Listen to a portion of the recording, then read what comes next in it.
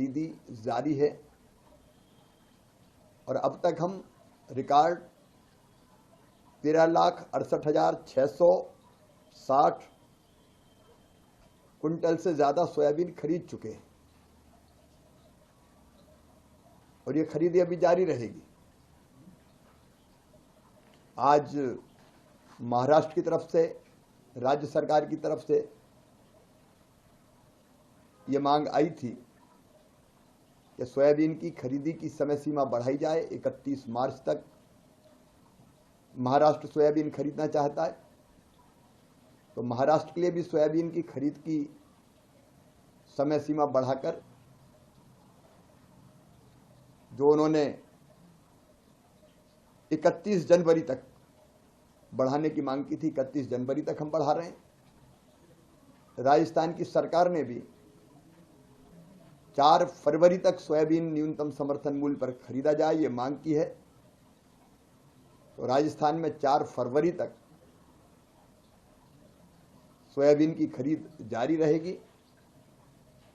तेलंगाना ने अतिरिक्त कुछ खरीद करने की जो उनका सीमा तय थी उससे और ज़्यादा बढ़ाए जाने की मांग की थी, तो वो भी 25,000 मीट्रिक टन अतिरिक्त खरीदी का लक्ष्य भी उनका बढ़ाया गया था।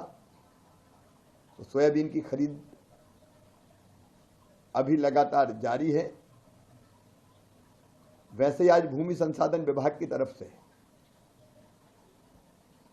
56 नई वाटर सेट विकास की परियोजनाओं को, जिसमें 700 करोड़ रुपए से ज्यादा की राशि खर्च होगी और अंततः मिट्टी के कटाव रोकने के लिए और जल संरक्षण के लिए और भूजल का स्तर बढ़ाने के लिए ये वाटर सेट का उपयोग होगा। आज अब ये फैसले किए हैं।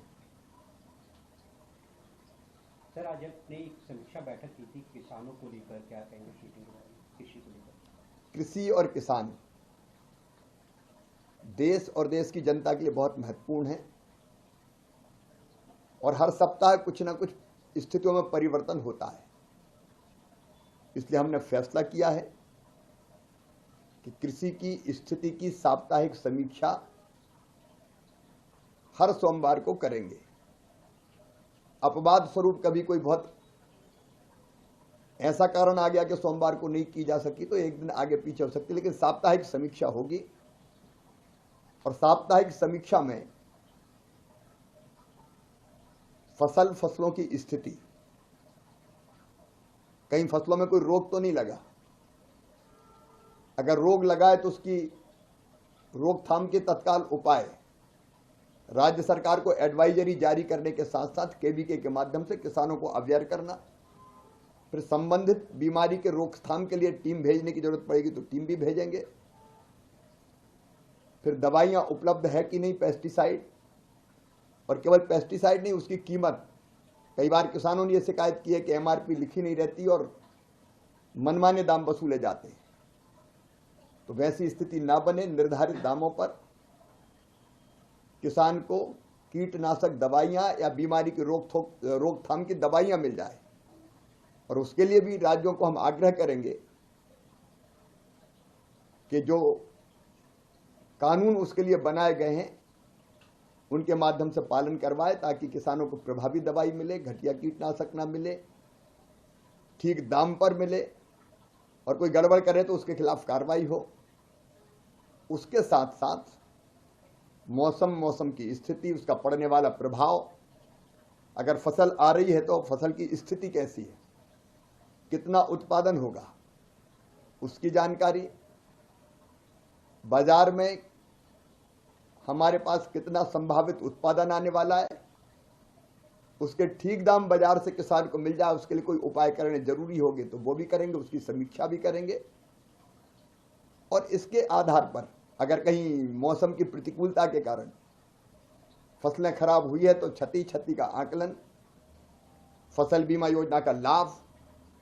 अब ये ऐसे विषय नहीं है कि जिसके लिए इंतजार करें कि 1 महीने बाद बैठेंगे, और इसलिए हर चीज पर नजर रखने के लिए हर सप्ताह समीक्षा करेंगे, हर एक विभाग के साथ बैठक करेंगे और जो जरूरी होगा किसान के कल्याण के लिए, फसलों की बेहतरी के लिए, कृषि उत्पादन के लिए, वो कदम उठाए जाएंगे।